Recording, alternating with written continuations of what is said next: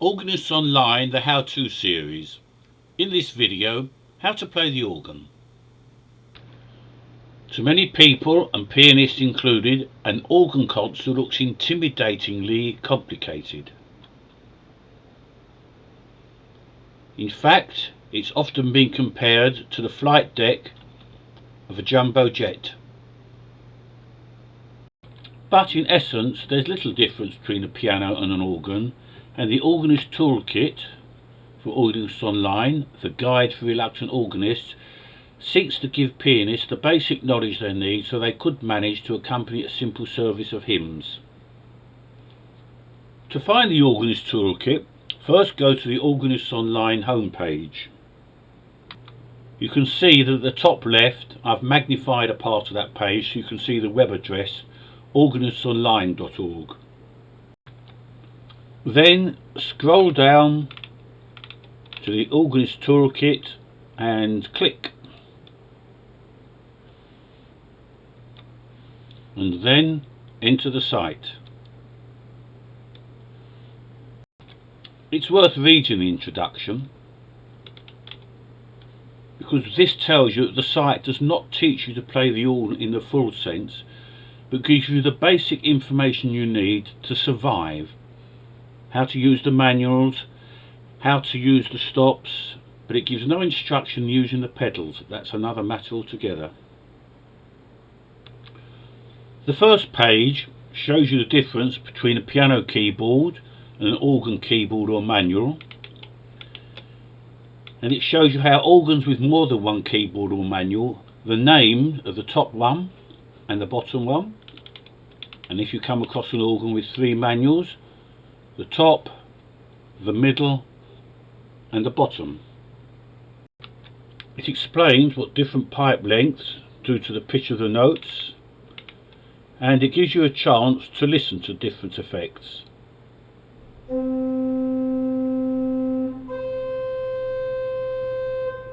Which is best understood if you read all the text. The page also tells you about the stops, that is, the devices you use to get the different tone colours, and shows that there are different sorts: draw stops and tab stops. There's advice about choosing stops,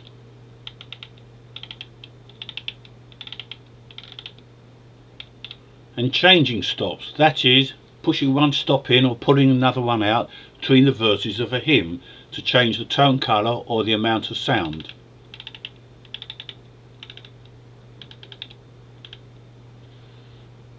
The page also explains about combination pistons or combination pedals for your feet, but says, and this is very important, that you don't have to use these. If there's any doubt about them, just ignore them.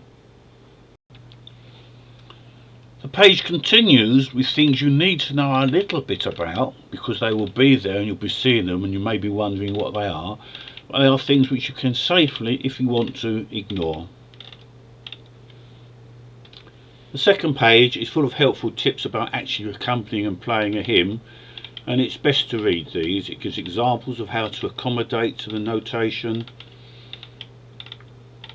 and what you can do to make life easier. For instance, because a hymn needs to be fluent and not halting, it's best to leave notes out and just play the top notes and the bottom notes of the accompaniment to get a fluent effect.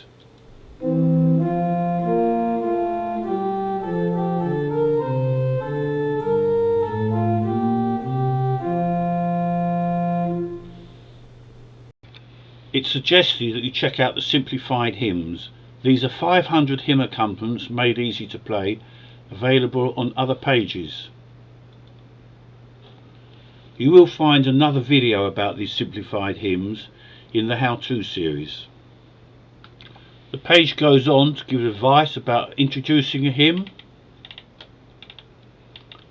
what sort of voluntaries or music you can play before or after the service, and even the tricky subject of extemporization and filling in, and shows ways without any knowledge of harmony you can fill in for a few seconds at the end of a hymn.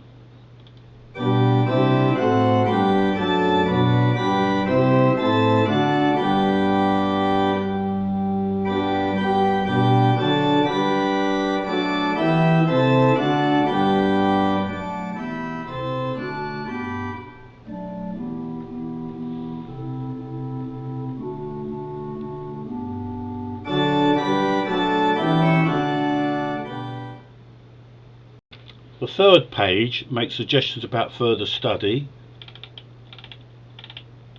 and also has downloadable books of pieces which can be useful.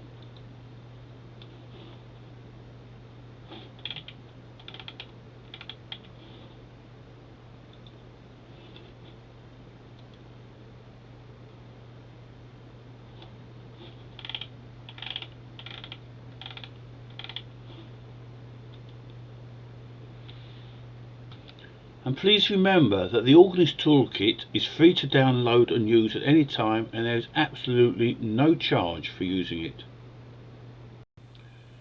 If you want to know more about the Organist Toolkit or Organist Online in general, here are some contact details.